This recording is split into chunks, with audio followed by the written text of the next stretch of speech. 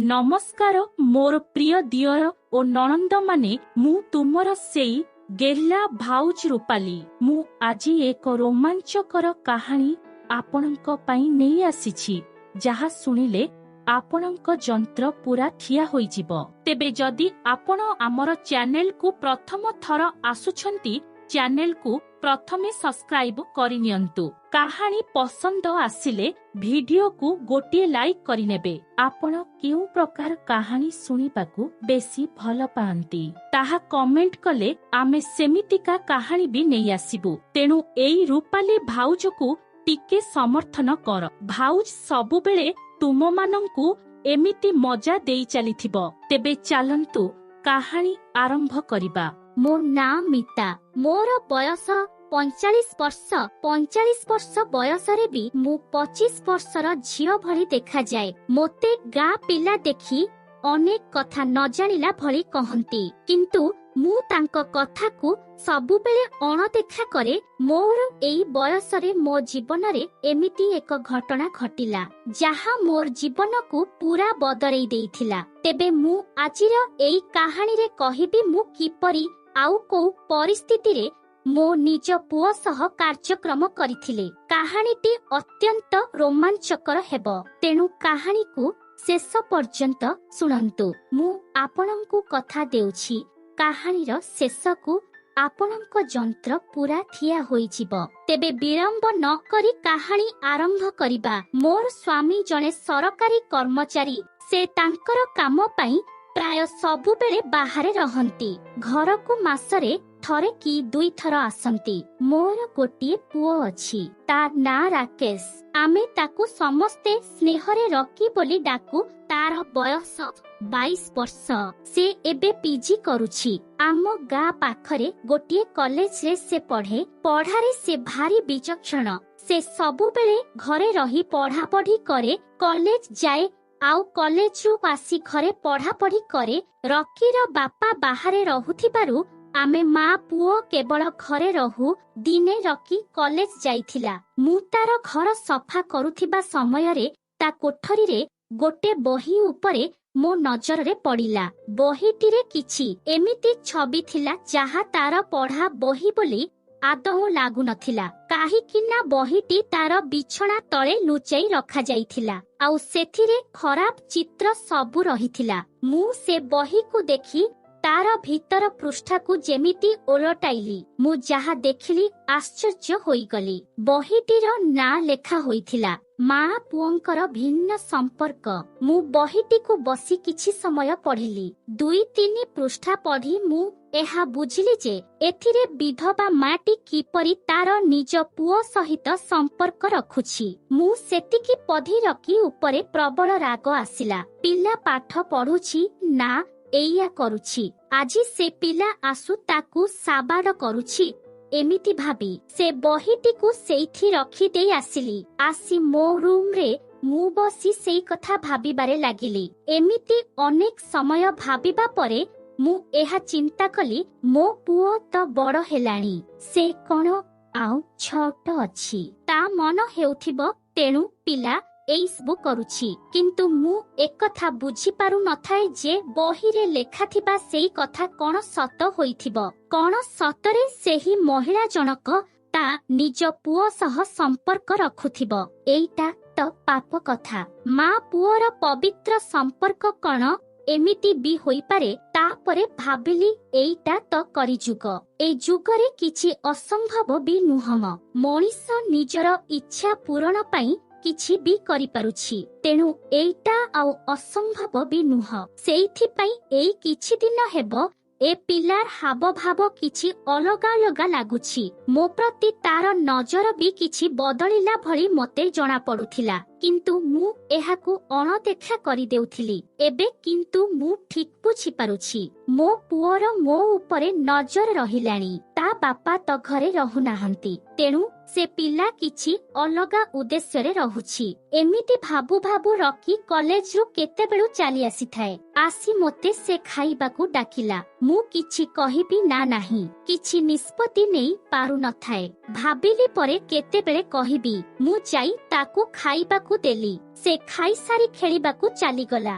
ମୋ ମନରେ ଖାଲି ସେଇ ବହି କଥା ଖାଲି ଆସୁଥାଏ। ତା ବାପା ବାହାରେ ରହୁଥିବାରୁ ମୁଁ ବି ଟିକେ ସେମିତି ଇଚ୍ଛା ରହିଯାଉଥାଏ। କିନ୍ତୁ ମୋ ମନରେ କେବେ ବି ମୋ ପୁଅ ବିଷୟରେ ଏମିତି ଧାରଣା ଆସିନଥିଲା। ଏ ବହି ପଢିବା ପରେ ମୋର ବି ମୋ ପୁଅ ପ୍ରତି ଟିକେ ଭାବନା ବଦଳିବାକୁ ଲାଗିଲା। ସେଦିନ ରାତିରେ ଆମେ ଖିଆପିଆ ସାରି ଶୋଇଲୁ, କିନ୍ତୁ ମୋ ମନରେ ଖାଲି ସେଇ ବିଷୟରେ ଚିନ୍ତା ଆସୁଥାଏ। ରାତି ପ୍ରାୟ 12ଟା ହେବ। ମୁଁ ଉଠି ବାହାରକୁ ପାଣି ବୋତଲ ନେବାକୁ ଆସିଲି।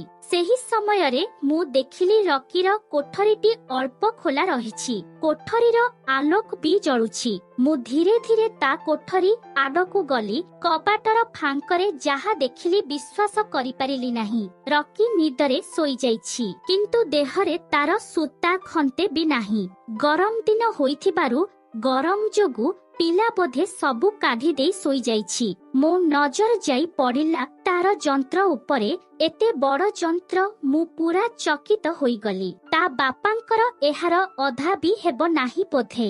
ମୁଁ ତାର ଯନ୍ତ୍ରକୁ ଦେଖି ଟିକେ ଗରମ ହୋଇଯାଇଥିଲି, କିନ୍ତୁ ନିଜକୁ ଆୟତ୍ତରେ ରଖି ସେଠାରୁ ମୁଁ ସିଧା ମୋ କୋଠରୀକୁ ଚାଲି ଆସିଲି। ରାତିରେ ଆଉ ମୋତେ ଭଲରେ ନିଦ ବି ହେଲା ନାହିଁ। ଖାଲି ସେଇ ବହି କଥା ଆଉ ମୋ ପୁଅର ଯନ୍ତ୍ର ମୋ ମନରେ ଏକ ଆନ୍ଦୋଳନ ସୃଷ୍ଟି କରୁଥିଲା। ଏମିତି କେତେବେଳେ ସକାଳ ହୋଇଗଲା ଜଣା ବି ପଡ଼ିଲାନି। ରାତିରେ ଭଲରେ ନିଦ ହୋଇନଥିବାରୁ ସକାଳୁ ଉଠିବାରେ ମୋତେ ଟିକେ ବିଳମ୍ବ ହୋଇଗଲା। ମୁଁ ଉଠି ଦେଖିଲା ବେଳକୁ ରକି ଗାଧୋଇବାକୁ ଯାଇଛି। ସମୟ ସେତେବେଳକୁ 8ଟା ହେଲାଣି। ମୁଁ ଶୀଘ୍ର ଯାଇ ଜଳଖିଆ ବନେଇଦେଲି। ଜଳଖିଆ ଖାଇ ରକି କଲେଜ ଚାଲିଗଲା। ରକିର ନଜର ସେଦିନ ଟିକେ ଅଲଗା ପ୍ରକାର ଥିଲା। ମୋତେ କେମିତି ଏକ ଅଲଗା ନଜରରେ ଦେଖୁଥିଲା। ମୁଁ ଜାଣିବି ନ ଜାଣିଲା ଭଳି ବ୍ୟବହାର କରୁଥିଲି। ତାର ଏଇ ଚାହାଣୀ ମୋ ମନକୁ ଯେମିତି ବିଚଳିତ କରିଦେଉଥାଏ। ରକି କଲେଜ ଚାଲିଗଲା ପରେ ମୁଁ ଘର କାମରେ ଲାଗିଗଲି। ସେଦିନ ରାତିରେ ଘଟିଲା ଅସଲ ଘଟଣା। ଉପରବେଳା ଆକାଶରେ ଘୋଟି ଆସିଲା କାଳବୈଶାଖୀର ମେଘ। ଦିନରେ ଗରମ ପ୍ରବଳ ହେଉଥିଲା, ଆଉ ଏ କାଳବୈଶାଖୀ ବର୍ଷା ପାଗକୁ ଟିକେ ଥଣ୍ଡା କରିଦେଇଥିଲା। ସେଦିନ ରାତିର ଘଟଣାର କାଳବୈଶାଖୀର ପ୍ରବଳ ପବନ ଯୋଗୁଁ ବିଦ୍ୟୁତ ଖୁଣ୍ଟ ପଡ଼ି କରେଣ୍ଟ ଆସିଲା ନାହିଁ। ରକି ଆସି ମୋତେ କହିଲା, ମା, ମୋତେ ମୋ କୋଠରୀରେ ଶୋଇବାକୁ ଡର ଲାଗୁଛି। ମୁଁ ଟିକେ ମଜାରେ କହିଲି, ଏତେ ବଡ଼ ପିଲା ହୋଇ ଡରୁଛୁ କଣ? ସେ କହିଲା, ହଁ ମା, ମୋତେ ଡର ଲାଗୁଛି। ମୁଁ ତୋ ପାଖରେ ଶୋଇବି। ମୁଁ କହିଲି, ହଉ ତେବେ ଆସେ ମୋ ପାଖରେ ଶୋଇପଡ଼। ମୁଁ ଅନ୍ଦାଜ ଲଗେଇଲି ଯେ ଆଜି ରାତିରେ ରକି କିଛି କରିବ ବୋଧେ। ତେଣୁ ନ ଶୋଇ ମୁଁ କେବଳ ଶୋଇବାର ଅଭିନୟ କଲି। ରାତି ବଢି ଚାଲିଲା। ମୁଁ ଶୋଇବାର ଅଭିନୟ କରୁ କରୁ କେତେବେଳେ ସତରେ ଶୋଇପଡ଼ିଛି। ରକି କିନ୍ତୁ ଖାଲି କଡ଼ ଲେଉଟାଇ ଏପଟ ସେପଟ ହେଉଥାଏ। ରାତି ପ୍ରାୟ 1ଟାଏ ହେବ। ମୋ କମଳାକୁ କେହି ଦବାଉଥିବାର ମୋତେ ଅନୁଭବ ହେଲା।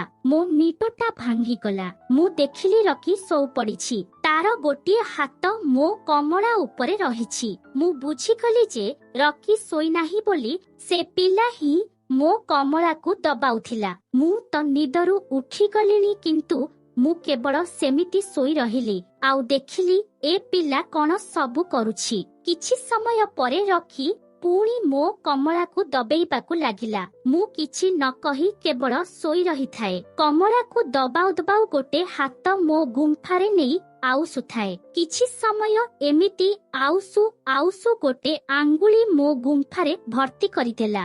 ମୁଁ ପୁରା ଥରି ଉଠିଲି। ମୋ ଦେହ ବି ଧୀରେ ଧୀରେ ଗରମ ହେବାକୁ ଲାଗିଲା, କିନ୍ତୁ ମୁଁ କିଛି ନ କହି ସେମିତି ଶୋଇକି ମଜା ନେଉଥାଏ। ଏମିତି କିଛି ସମୟ ଗଲା ପରେ ରକି ତାର ଯନ୍ତ୍ରକୁ ବାହାର କରି ମୋ ପାଟିରେ ଆଣି ଭର୍ତ୍ତି କରିବାକୁ ଚେଷ୍ଟା କରୁଥାଏ। ମୁଁ ପାଟି ଖୋଲୁ ନଥାଏ। ସେ ଭାବିଲା ବୋଧେ ମୁଁ ନିଦରେ ଶୋଇପଡ଼ିଛି ବୋଧେ, ତେଣୁ ମୋ ପାଟିକୁ ଟିକେ ଖୋଲି ଦେଇ ତାର ଯନ୍ତ୍ରକୁ ଭର୍ତ୍ତି କରିଦେଲା। ଯନ୍ତ୍ରକୁ ତଳ ଉପର କରିବାକୁ ଲାଗିଲା। ମୁଁ ନ ଚାହିଁ ମଧ୍ୟ ପାଟିରେ ନେଉଥାଏ। ଏମିତି କିଛି ସମୟ ଆଗପଛ କରିଲା ପରେ ତାର ଯନ୍ତ୍ରର ଆକାର ପୁରା ବଢିଗଲା। ସେ ମୋ ପାଟିରୁ ତାର ଯନ୍ତ୍ରକୁ ଖୋଲି ଆଣିଲା। ମୋ ତଳକୁ ଯାଇ ଗୁମ୍ଫାରେ ମୁହଁ ଲଗେଇ ମୋ ଗୁମ୍ଫାକୁ ଖାଇବାକୁ ଲାଗିଲା। ମୁଁ ଆଉ କେତେ ନିଜକୁ ଆୟତ୍ତ କରିବି। ସେ ମୋ ଗୁମ୍ଫାକୁ ଏମିତି ଖାଉଥିଲା ଯେ ମୁଁ ପୁରା ଗରମ ହୋଇଯାଇଥାଏ। ଏମିତି 20 ମିନିଟ ପର୍ଯ୍ୟନ୍ତ ସେ ମୋ ଗୁମ୍ଫାକୁ ଖାଇଲା। ମୁଁ ତଥାପି କିଛି ନ କହି ସେମିତି ଶୋଇ ରହିଥାଏ। ଗୁମ୍ଫାକୁ ଖାଇସାରିଲା ପରେ ସେ ତାର ଯନ୍ତ୍ରକୁ ନେଇ ମୋ ଗୁମ୍ଫାରେ ଭର୍ତ୍ତି କରିଦେଇ କାର୍ଯ୍ୟକ୍ରମ ଆରମ୍ଭ କରିଦେଲା। ସେ କାର୍ଯ୍ୟକ୍ରମ ଜାରି ରଖିଥାଏ। ମୁଁ ପୁରା ମଜା ନେଉଥାଏ। ଏମିତି ମଜା ତା ବାପା ବି ମୋତେ ଦେଇନଥିଲେ। ପିଲାର ଯନ୍ତ୍ର ପୁରା ଶକ୍ତିଶାଳୀ ଥିଲା, ତେଣୁ ସେ କାର୍ଯ୍ୟକ୍ରମ ବହୁତ ସମୟ ପର୍ଯ୍ୟନ୍ତ କଲା। ଅଧଘଣ୍ଟା ପର୍ଯ୍ୟନ୍ତ କାର୍ଯ୍ୟକ୍ରମ ସେ କଲା ପରେ ତାର ପାଣି ବାହାରିଗଲା ବୋଧେ। ସେ ତାର ସବୁ ପାଣି ମୋ ଭିତରେ ଛାଡ଼ିଦେଲା, ଆଉ ମୋ ପାଖରେ ଯାଇ ଶୋଇପଡ଼ିଲା। ମୁଁ ଭାବିଲି ପିଲାର କାମ ସିନା ସରିଗଲା ବୋଲି, କିନ୍ତୁ ସେ ଅଧଘଣ୍ଟା ପରେ ପୁଣି ଆରମ୍ଭ ହୋଇଗଲା। ଏବେ ସେ ସିଧା ଯନ୍ତ୍ରକୁ ନେଇ ମୋ ଗୁମ୍ଫା ଭିତରେ ଭର୍ତ୍ତି କରି କାର୍ଯ୍ୟକ୍ରମ ଆରମ୍ଭ କରିଦେଲା। ପିଲାର ସାହସ ଓ ଶକ୍ତିକୁ ମାନିବାକୁ ପଡ଼ିବ। ପୁଣି ଅଧଘଣ୍ଟା ପର୍ଯ୍ୟନ୍ତ କାର୍ଯ୍ୟକ୍ରମ ଚାଲିଲା। ଅଧଘଣ୍ଟା ପରେ ସେ ତାର ସବୁ ପାଣିକୁ ମୋ ଭିତରେ ପୁଣି ଥରେ ଛାଡ଼ିଦେଲା। ଏଥର ସେ ଗୋଟେ କପଡା ଆଣି ମୋ ଗୁମ୍ଫାକୁ ଭଲ ଭାବରେ ସଫା କରିଦେଲା, ଯେମିତି କିଛି ଜଣା ନ ପଡିବ। ତା ଯନ୍ତ୍ରକୁ ବି ସଫା କରି ଶୋଇପଡ଼ିଲା।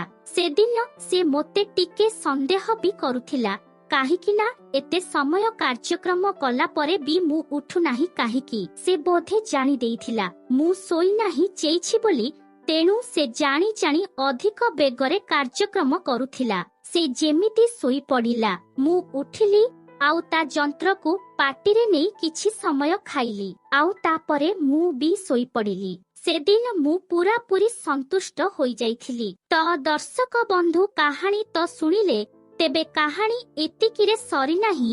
ଏହାର ଦ୍ୱିତୀୟ ଭାଗ ବି ରହିଛି, ଯେଉଁ ଭାଗଟି ପ୍ରଥମ ଭାଗଠୁ ବି ଆହୁରି ଅଧିକ ରୋମାଞ୍ଚକର।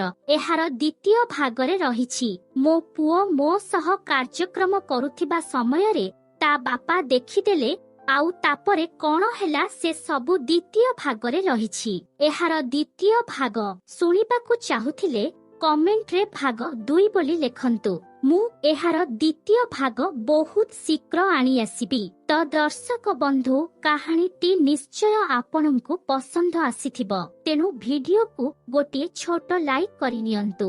ଚ୍ୟାନେଲରେ ନୂଆ ହୋଇଥିଲେ ଚ୍ୟାନେଲକୁ ସବସ୍କ୍ରାଇବ କରି ଘଣ୍ଟି ବଜେଇ ଦିଅନ୍ତୁ। ମୁଁ କାହାଣୀ ଆଣିଲେ ଯେମିତି ଆପଣ ସବୁଠାରୁ ପ୍ରଥମେ ଦେଖିପାରିବେ। ତେବେ ଆଜି ମୋତେ ବିଦାୟ ଦିଅନ୍ତୁ। ପୁଣି ଦେଖା ହେବ ଏକ ନୂଆ ଆଉ ରୋମାଞ୍ଚକର କାହାଣୀ ସହିତ। ସେ ପର୍ଯ୍ୟନ୍ତ ଆମ ଚ୍ୟାନେଲର ଅନ୍ୟ କାହାଣୀର ମଜା ନେଉଥାନ୍ତୁ।